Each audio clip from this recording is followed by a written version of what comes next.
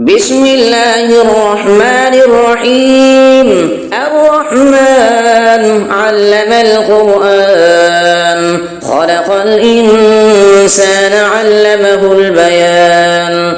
الشمس والقمر بحسبان والنجم والشجر والسماء رفعها ووضع الميزان ألا تطغوا في الميزان وأقيموا الوزن بالقسط ولا تخسروا الميزان. والأرض وضعها للأنام فيها فاكهة والنخل ذات الأكمام والحب ذو العصف والريحان. فبأي آلاء ربكما تكذبان؟ خلق الإنسان من صلصال كالفخار وخلق الجان من مارد من نار. فبأي آلاء ربكما تكذبان؟ رب المشرقين ورب المغربين. فبأي آلاء ربكما تكذبان؟ مرج البحرين يلتقيان بينهما برزخ لا يبغيان. فبأي آلاء ربكما تكذبان؟ يخرج منهما اللؤلؤ والمرجان. فبأي آلاء ربكما تكذبان؟ وله الجوار المنشآت في البحر كالأعلام. فبأي آلاء ربكما تكذبان؟ كل من عليها فان ويبقى وجه ربك ذو الجلال والإكرام. فبأي آلاء ربكما تكذبان؟ يسأله من في السماوات والأرض كل يوم هو في شأن. فبأي آلاء ربكما تكذبان؟ سنفرغ لكم أيها الثقلان. فبأي آلاء ربكما تكذبان؟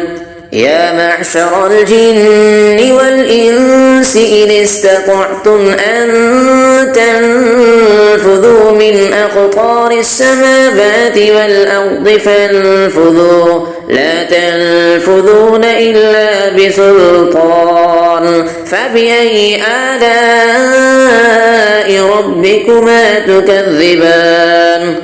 يرسل عليكما شواظ من نار ونحاس فلا تنتصران.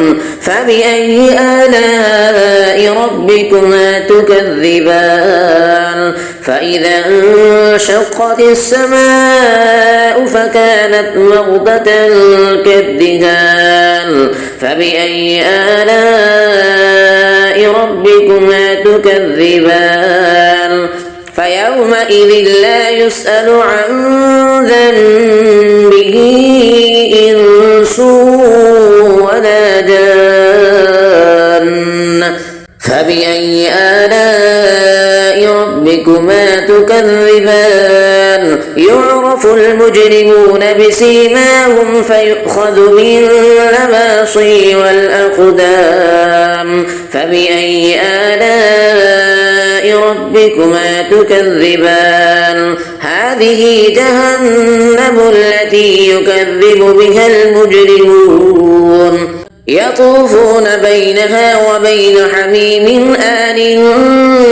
فبأي آلاء ربكما تكذبان؟ ولمن خاف مقام ربه جنتان.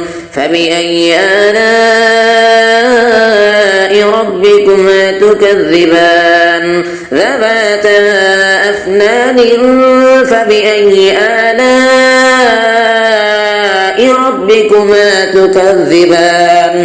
فيهما عينان تجريان فبأي آلاء ربكما تكذبان فيهما من كل فاكهة زوجان فبأي آلاء ربكما تكذبان متكئين على فرش بطائنها من استبرق وجنى الجنتين دان فبأي آلاء ربكما تكذبان فيهن قاصرات الطرف لم يطمثهن إنس قبلهم ولا جان فبأي آلاء ربكما تكذبان كأنهن الياقوت والمرجان فبأي آلاء ربكما تكذبان هل جزاء الإحسان إلا الإحسان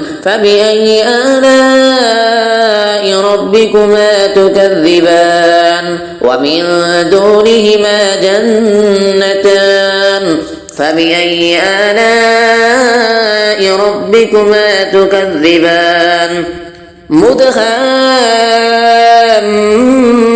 مدهامتان فبأي آلاء ربكما تكذبان فيهما عينان نضاختان فبأي آلاء ربكما تكذبان فيهما فاكهة ونخل ورمان فبأي آلاء ربكما تكذبان فيهن خيرات حسان فبأي آلاء ربكما تكذبان حور مقصورات في القيام فبأي آلاء